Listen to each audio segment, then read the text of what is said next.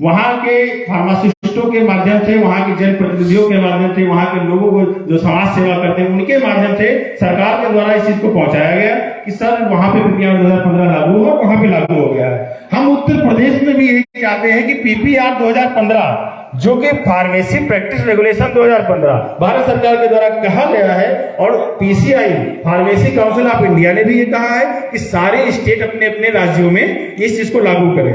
हम भी इस उम्मीद के साथ में सरकार से इस उम्मीद में लगाए बैठे हैं कि पीपीआर 2015 को उत्तर प्रदेश में लागू हो और हमारे हाथ है वो और बढ़े और हम अपने नियम कानून के माध्यम से एक अच्छे से हम समाज सेवा कर सकें। तो ऐसी अपेक्षा हमें सरकार के माध्यम से है, हम लगातार इसके लिए प्रयास हैं। आज यूनाइटेड वेलफेयर फार्मासिस्ट एसोसिएशन के माध्यम से भी हम अपनी संघर्ष की लड़ाई को आगे लड़ रहे हैं। साथ साथ में हम उत्तर प्रदेश के जो विभिन्न सीएससी हैं, सामुदायिक स्वास्थ्य केंद्र है, प्राथमिक स्वास्थ्य केंद्र है, जिला अस्पताल हैं, उन अस्पतालों में बहुत से फार्मासिस्ट के पद रिक्त हैं। हम सरकार से चाहते हैं कि उन रिक्त पदों को भी जल्द से जल्द भर लिया जाए ताकि वहां पे जो वर्कलोड हो रहा है वर्कलोड कम हो और समाज को और वहां पे जो आने वाले पेशेंट्स हैं उनको अच्छा स्वास्थ्य लाभ प्रदान हो और कोई प्रॉब्लम ना हो। इस कड़ी में प्रोग्राम जो है अपनी तीव्र गति से चल रहा है। साथियों, जैसा कि इस अधिवेशन के माध्यम से संगठन की उपलब्धियां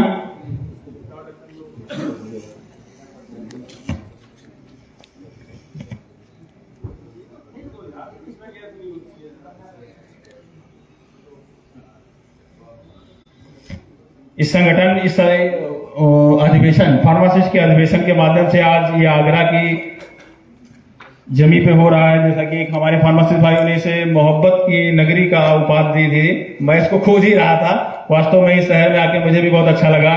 इसी कार्यक्रम में अगली रूपरेखा में मैं प्रदेश अध्यक्ष शिक्षक विंग, हमारा जो टीचर विंग है, उस टीचर विंग के प्रदेश अध्यक्ष हैं ईश्वर चंद गिरी सर, जो ऑल इंडिया इंस्टीट्यूट कोई एपीटीआई है, जो पूरा ऑल इंडिया लेवल का जो टीचर्स ग्रुप है उसके अध्यक्ष भी सर रह चुके हैं। मैं सर को इस मंच पे आमंत्रित करना चाहूंगा कि वो आए और स्वयं अपना परिचय देते हुए आज इस अधिवेशन के माध्यम से हम फार्मासिस्ट को जो है अपना संबोधित करें। ईश्वर चंद गिरी सर, डॉक्टर ईश्वर चंद गिरी सर, बहुत बहुत स्वागत सर आपका।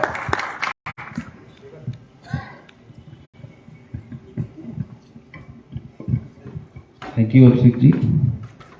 मंच पे आसीन जिला पंचायत अध्यक्ष डॉक्टर मंजू भदौरिया मैम, राष्ट्रीय कार्यकारिणी के सदस्य, प्रदेश कार्यकारिणी के सदस्य और यहाँ पे उपस्थित सभी फार्मासिस्ट भाइयों की तरफ से मैं मैम का यहाँ पे हार्दिक स्वागत एवं अभिनंदन करता हूँ। और अभी जो हम लोगों का ये यूनाइटेड वेलफेयर फार्मासिस्ट एसोसिएशन है, ये फार्मासिस्ट संवर्ग के हितों की रक्षा करने के लिए बनाया गया है, जिसमें D pharma, B pharma, M pharma, PhD सभी वर्ग के लोग सम्मिलित हैं। और इसका मेन उद्देश्य जो हमारे हित हैं, जिसको सरकार हमेशा से अनदेखा करती आ रही है, उस हितों की रक्षा के लिए हम लोगों ने इस संगठन का विस्तार कर रहे हैं और इस संगठन को बनाया है।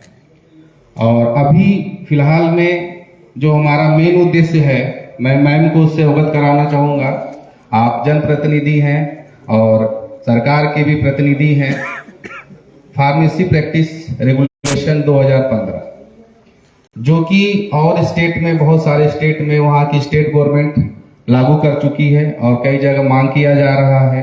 सेंट्रल गवर्नमेंट ने इस एक्ट को, इस रेगुलेशन को पूरी तरीके से स्टेट गवर्नमेंट के ऊपर छोड़ा है कि स्टेट गवर्नमेंट इसको चाहे तो अपने यहाँ लागू कर सकती है।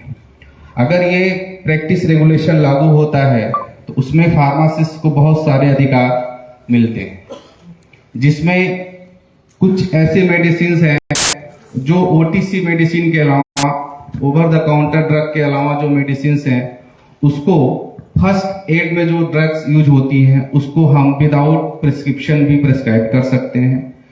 प्लस जो भी सीएससी पीएससी है और जहां पे भी अभी फार्मासिस्ट के पोस्ट की तैनाती नहीं है या पोस्ट वहां पे क्रिएट नहीं किया गया है, वहां पे भी पोस्ट को क्रिएट करने का प्रावधान है।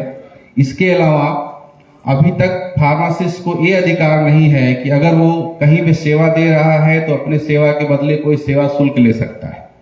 लेकिन अगर पीपीआर लागू होता है तो जब हमारे पास कोई भी प्रिस्क्रिप्शन लेके आता है, दवा का पर्चा लेके आता है जो कि डॉक्टर के द्वारा लिखा जाता है, तो उस प्रिस्क्रिप्शन के बिहाफ पे अगर हम किसी पेशेंट की काउंसलिंग करते हैं, जिसको हम लोग पढ़ते हैं पेशेंट काउंसलिंग, खाना है, कैसे खाना है, किसके साथ खाना है, कितनी बार खाना है, ये सारी चीज हम पेशेंट की काउंसलिंग करके बताते हैं। और जब पेशेंट की काउंसलिंग करते हैं तो उस पेशेंट की काउंसलिंग के बदले लीगली हम कुछ फीस ले सकते हैं, ये पीपीआर में प्रावधान किया गया है। इसके अलावा मैम का ध्यान हम लोग इस पे भी आकर्षित करना चाहेंगे कि फार्मासिस्ट वर्ग ऐसा है मैम कि बिना फार्मासिस्ट वर्ग के स्वास्थ्य सेवा की कल्पना नहीं की जा सकती, क्योंकि फार्मासिस्ट ही ऐसा है जो दवा को बना सकता है। कोई भी एमबीबीएस चाहे एमएस हो एमडी हो, किसी कोई अधिकार नहीं है कि वो दवा का आविष्कार कर सके या कोई न्यू मॉलिक्यूल खोज सके या कोई नया डोजेज फॉर्म बना सके। ये जब भी बनाएगा फार्मासिस्ट ही बनाएगा। फार्मासिस्ट के अलावा कोई भी मेडिकल फील्ड से रिलेटेड व्यक्ति दवा का आविष्कार नहीं कर सकता, दवा की खोज नहीं कर सकता, किसी नए रिसर्च डेवलपमेंट को दवा के फार्मासिस्ट के अलावा कोई भी रिसर्च डेवलपमेंट नहीं कर सकता। और बिना फार्मासिस्ट के मेडिकल फील्ड की परिकल्पना बेमानी है। लेकिन मेडिकल फील्ड में फार्मासिस्ट हमेशा उपेक्षित रहा है और उसी उपेक्षित की वजह से हम लोगों ने एसोसिएशन खड़ा किया है ताकि हम अपनी आवाज सरकार तक पहुंचा सके। पोस्ट मैं मैम का ध्यान आकर्षित करना चाहूंगा कि अभी भी उत्तर प्रदेश सरकार ने 1988 में 1988 में जितने पोस्ट क्रिएट किए गए हैं, जब भी हम लोग आरटीआई लगाएंगे यही दिखाया जाता है कि पूरे यूपी में सिर्फ 8800 फार्मासिस्ट की पोस्ट है, जबकि 1990 के बाद और खासकर 2000 के बाद 2010 के बाद हर जिले में हर तहसील लेवल पे सीएससी बना, पीएससी बना, बहुत सारे हॉस्पिटल बने, नए गवर्नमेंट हॉस्पिटल बने, लेकिन फार्मासिस्ट की पोस्ट कहीं भी क्रिएट नहीं की गई और नहीं परमानेंट वैकेंसी की गई। मैम का ध्यान में इस पे भी आकर्षित कराना चाहूंगा कि पहले डी फार्म और बीटीसी दो ऐसे कोर्स माने जाते थे कि अगर आपने डी फार्म कर लिया और आप एज ए फार्मासिस्ट रजिस्टर्ड हो गए तो आपको नौकरी मिलना पक्का, रजिस्ट्रेशन के हिसाब से बुलाया जाता था। लेकिन आप मैम कल्पना करिए कि अभी तक सिर्फ 2002 तक जो बैच निकले हैं जो रजिस्टर्ड हैं, सिर्फ उनको नौकरी मिली। 2002 के बाद जो भी फार्मासिस्ट रजिस्टर्ड हैं वो अभी बेरोजगार है। अगर स्वरोजगार नहीं है तो बेरोजगार है, स्वरोजगार तो हम लोग कर रहे हैं, स्वरोजगार में कोई कमी नहीं है, स्वरोजगार तो बहुत है, लेकिन बेरोजगार है। तो अगर सरकार चाहे तो ये जो रोजगारी है वो खत्म हो सकती है। और कोरोना काल में अगर कोई सच में कोरोना योद्धा था तो फार्मासिस्ट थे।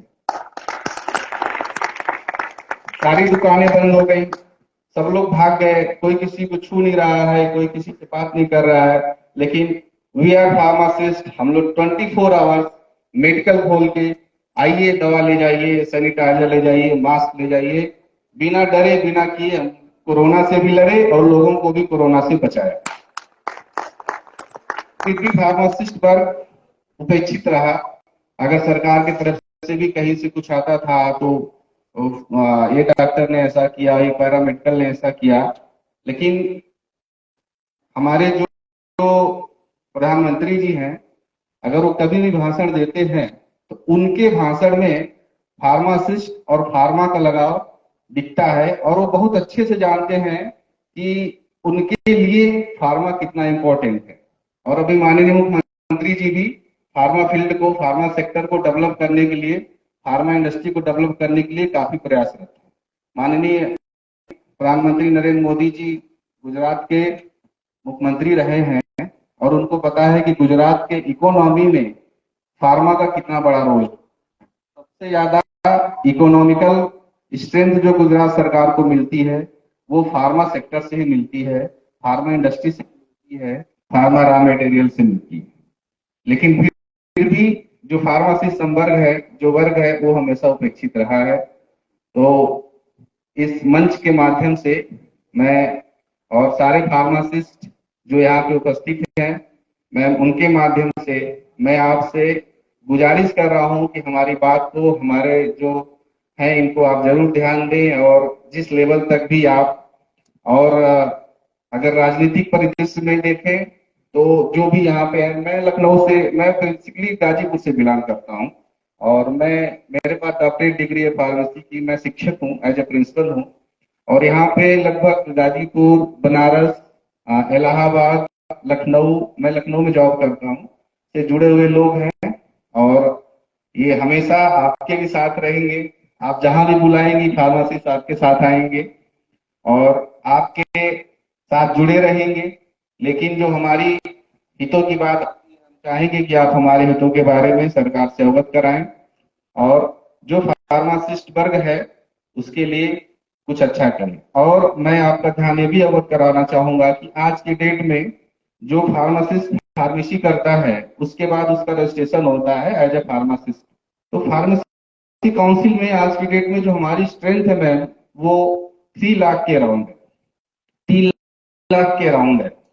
और वो 3 लाख अगर हम लोग करें, अभी कैलकुलेशन करें, तो अगर एक फार्मासिस्ट शादीशुदा है, बच्चे हैं, माँ बाप हैं, तो वो फार्मासिस्ट की स्ट्रेंथ इस यूपी में अगर देखें तो 15 से 20 लाख वोटर, फार्मासिस्ट भी 15 से 20 लाख वोट को प्रभावित करता है, जिसपे सरकार को ध्यान देना चाहिए कि अगर फार्मासिस्ट एकत्रित हो गया तो वो भी सरकार बदल सकता है और वो भी मायने रखता है सरकार में अपनी भागीदारी को। तो हम लोग भी 20 से 25 लाख अपने साथ एक स्ट्रेंथ लेके चलते हैं और मैं सारी चीजों से आपको अवगत कराया कम समय में। और आप जनप्रतिनिधि, आप बहुत ही कम समय में आपको जो भी सूचना मिली आप यहाँ पे आई हम लोगों के सामने, इसके लिए बहुत बहुत धन्यवाद करता हूँ और सबकी तरफ से आपका बहुत ही धन्यवाद। Thank you. बहुत बहुत धन्यवाद सर, हमारे प्रदेश अध्यक्ष शिक्षक विंग के डॉक्टर ईश्वर चंद्र गिरी सर का। कार्यक्रम को आगे बढ़ाते हुए साथियों, जैसे